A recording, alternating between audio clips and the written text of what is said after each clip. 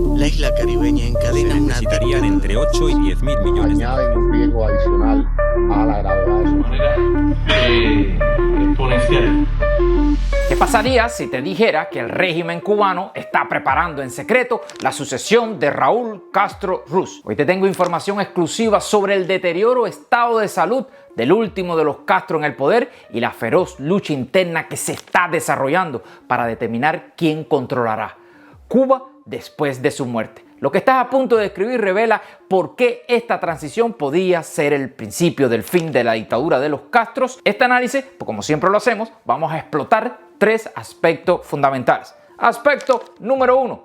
Te demostraré evidencia concreta sobre el grave estado de salud de Raúl Castro, incluyendo detalles de sus múltiples enfermedades que el régimen ha intentado ocultar desesperadamente. Segundo, analizaremos las profundas divisiones dentro del régimen cubano, especialmente el papel de Alejandro Castro Espín, hijo de Raúl Castro. Y tercero, te revelaré cómo esta lucha por la sucesión está ocurriendo en medio de la peor crisis económica y social que ha vivido Cuba en décadas.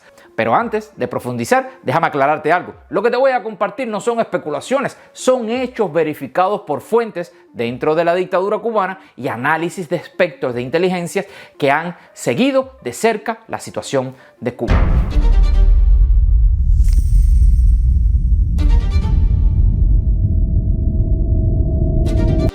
Raúl Castro es el último de los hermanos de los Castros en el poder. Está gravemente enfermo, según información de fuentes médicas cercanas al régimen. El general de 93 años padece de un cáncer de esófago y recto con diarreas crónicas, además de una cirrosis hepática causada por su conocida adicción al alcohol, informó el Diario de Cuba en abril del 2021. Pero lo que pocos saben es que su condición se ha deteriorado significativamente en los últimos meses.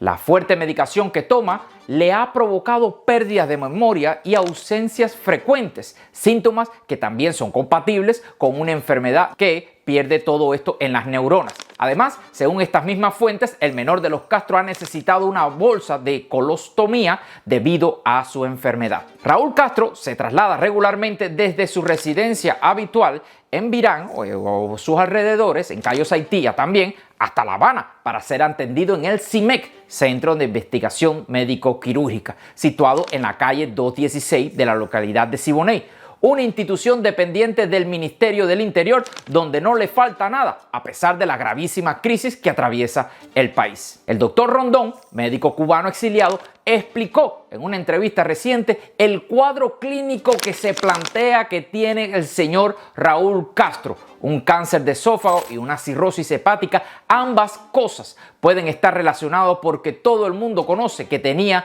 o tiene una gran adicción al alcohol. El cáncer de esófago es uno de los factores de riesgo en el alcoholismo y el tabaquismo, en algunos casos incluso hasta inflamación crónica. Pero si a la edad tú le añades todas estas comorbilidades que tiene, que se plantea que tiene un cáncer de esófago, enfermedad hepática terminal, una cirrosis hepática, otros tipos de enfermedades como la presión, etcétera, la edad entonces se convierte en otro factor más de riesgo. O sea, el cáncer de esófago, cuando se descubre, generalmente es un poquito tarde porque ya está avanzada y hay que ver el grado de metástasis si ha sido en otro lugar aparte del lugar primario. Lo más revelador es que Raúl Castro ya ha preparado su propio funeral.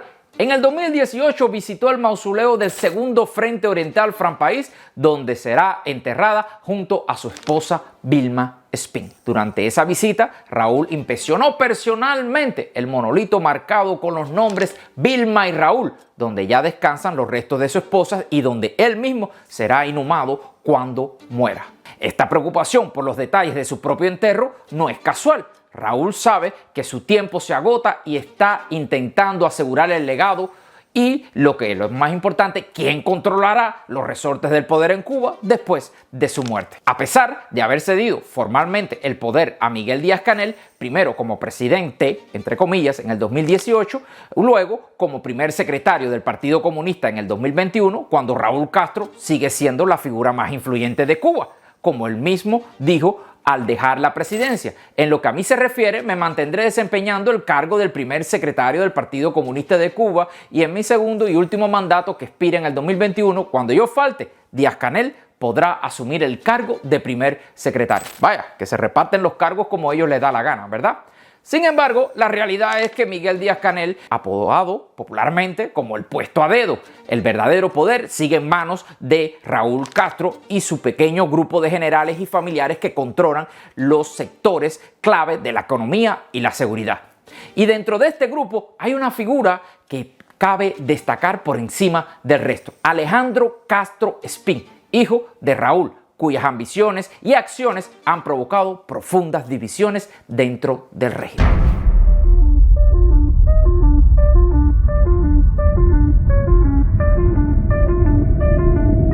Alejandro Castro Espín, hijo de Raúl Castro, es una de las figuras más enigmáticas y poderosas dentro del régimen cubano. Conocido como el Tuerto, porque perdió la visión de un ojo por el retroceso de un arma que disparó en Angola, Alejandro ha acumulado un gran poder considerable en las sombras de su padre. Como general de brigada del Ministerio del Interior y jefe de la Comisión de Defensa y Seguridad Nacional, Alejandro coordina los dos ministerios más importantes de Cuba: el Ministerio del Interior, el MININ, y por supuesto el de las Fuerzas Armadas Revolucionarias. Tiene a su cargo a todos los agentes de inteligencia del G2 y contrainteligencia que proceden del Ministerio del Interior. Tan temido como odiado porque tiene unos informes detallados de la vida íntima de todos los altos funcionarios del régimen. Nadie está a salvo de sus expedientes, ni siquiera los más cercanos a su padre. Sin embargo, la posición de Alejandro dentro del régimen sufrió un duro golpe cuando se descubrió que había mantenido reuniones secretas con la CIA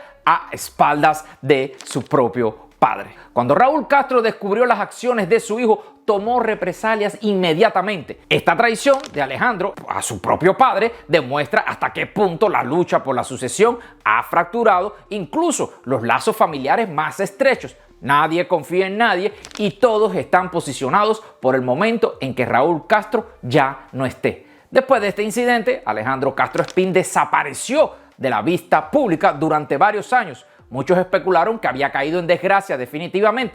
Sin embargo, en octubre reapareció sorpresivamente en una manifestación frente a la Embajada de los Estados Unidos de América en La Habana, para dejar saber que estaba de vuelta. Esta reaparición pública de Alejandro Castro coincide con los rumores sobre la deteriorada salud de su padre, lo que muchos interpretaron como un intento de posicionar nuevamente a la línea de sucesión. Pero por otro lado, para contrarrestar estos rumores, el régimen cubano publica fotos de Raúl Castro reuniéndose con el presidente de Vietnam, Tô Lâm, en septiembre del 2024. Sin embargo, estas apariciones esporádicas no han logrado disipar las dudas sobre su estado de salud. La más reciente aparición pública de Raúl Castro fue en abril del 2025, cuando firmó el libro de las condolencias por la muerte del Papa Francisco. Esta aparición pública fue interpretada por muchos analistas como un intento del régimen de mostrar que Raúl Castro sigue vivo y activo en medio de los crecientes rumores de su inminente muerte. Pero más allá de estas apariciones, curiosamente orquestadas, la realidad es que el poder en Cuba está cada vez más fragmentado.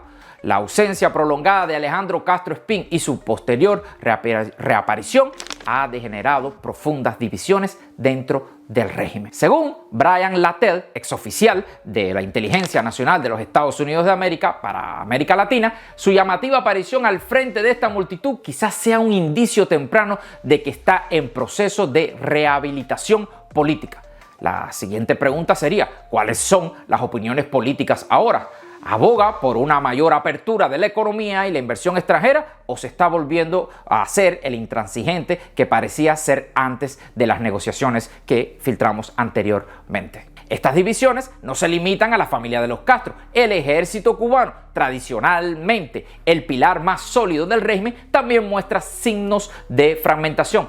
Según fuentes de inteligencia, existe una creciente tensión entre los oficiales y la vieja guardia que son los leales a Raúl Castro, y una nueva generación de militares más pragmáticos que ven la necesidad de abrir reformas económicas para garantizar la supervivencia del régimen. Si hubiera un problema grave de orden público, los responsables de los ejércitos occidentales serían Lucio Juan Morales Aldanas, Centro, Raúl Rodríguez Robaina, Oriente, Onelio Aguilera Bermúdez. Están bien entrenados para sacar los carros de combate a la calle y cerrar el país al cal y al canto, informó el ABC. Lo harían sin tener que recibir orden directa de ningún superior. Ellos tres se coordinan, protegen y defienden mutuamente. En ello les va la vida. Esta fragmentación del poder militar es especialmente preocupante para el régimen en el momento en que Cuba enfrenta la peor crisis económica y social en décadas, con un pueblo que ha perdido el miedo y cada vez está más dispuesta a desafiar a las autoridades del régimen cubano.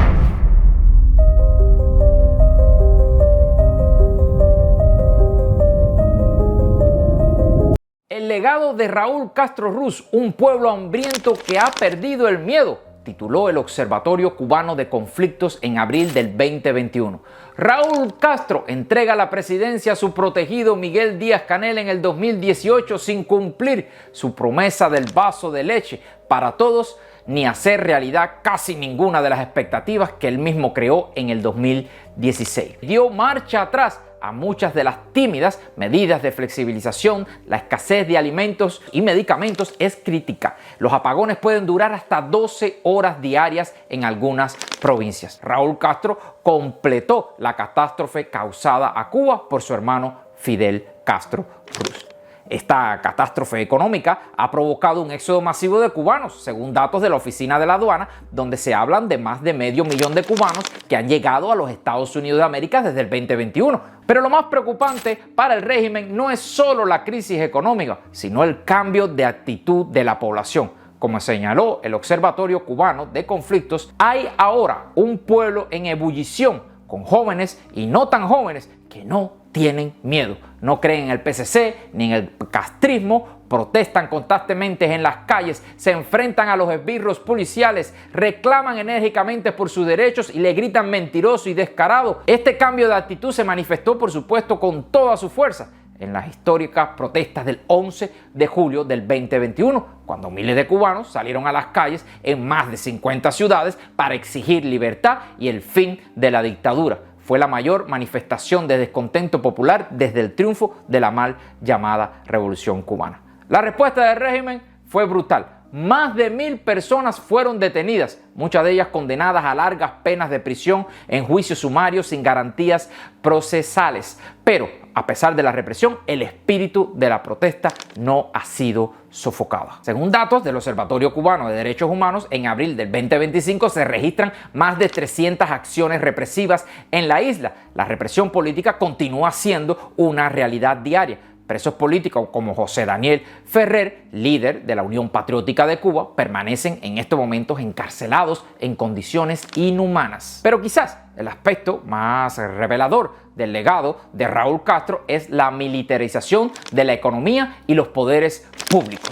Raúl Castro creó un estado paralelo fascista por encima de la constitución que él mismo diseñó personalmente, señaló el Observatorio Cubano de Conflictos, para beneficio exclusivo de la élite militar en detrimento de la sociedad en su conjunto. Es un Estado supremo a cargo de la mafia corrupta, sin ideología política, integrada por generales y comandantes históricos, todos millonarios, que se apropian de las divisas y controlan la economía aún rentable y han dejado al Estado oficial solo la administración administrativa y, por supuesto, burocrática.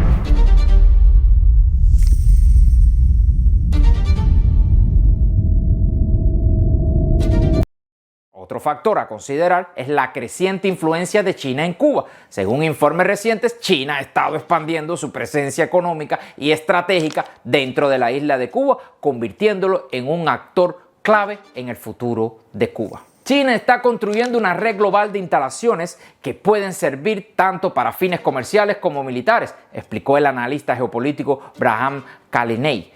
Esta estrategia de uso dual le permite expandir su presencia militar sin alarmar inmediatamente a la comunidad internacional. Esta creciente dependencia de China pudiera influir significativamente en la dirección que tome Cuba después que muera Raúl Castro Ruz. Según analistas, sugiere que el régimen podría seguir el modelo chino de apertura económica controlada mientras mantiene un férreo control político. Sin embargo, hay factores que hacen que este escenario sea poco probable. A diferencia de China, Cuba carece de una base industrial sólida y un mercado interno significativo. Además, su proximidad a Estados Unidos y los fuertes vínculos culturales al exilio cubano que hacen que cualquier apertura económica conlleve a riesgos políticos muchos mayores. Sin embargo, el escenario más temido por las élites gobernantes es un colapso repentino del régimen, similar a lo ocurrido en la Rumanía de Ceausescu, cuando, señaló el analista Carlos Alberto Montaner, a la cúpula militar cubana le atormenta que le suceda lo mismo que Ceausescu.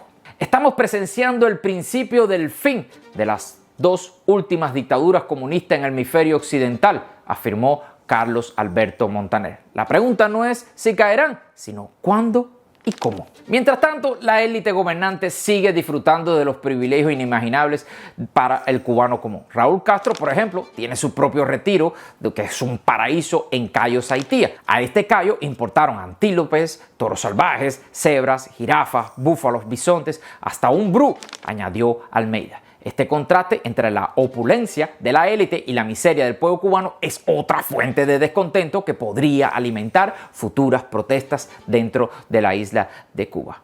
En definitiva, el futuro de Cuba después de Raúl Castro es incierto.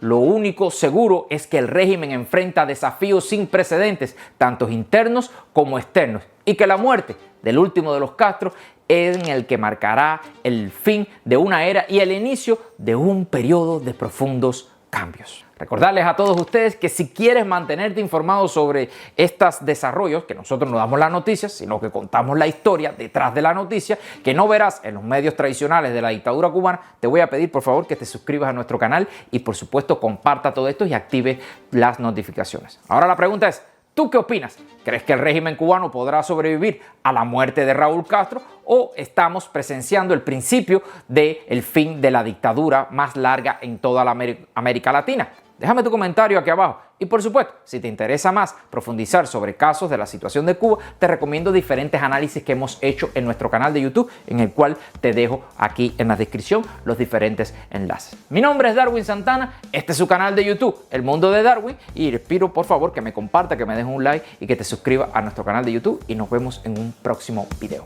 Chao.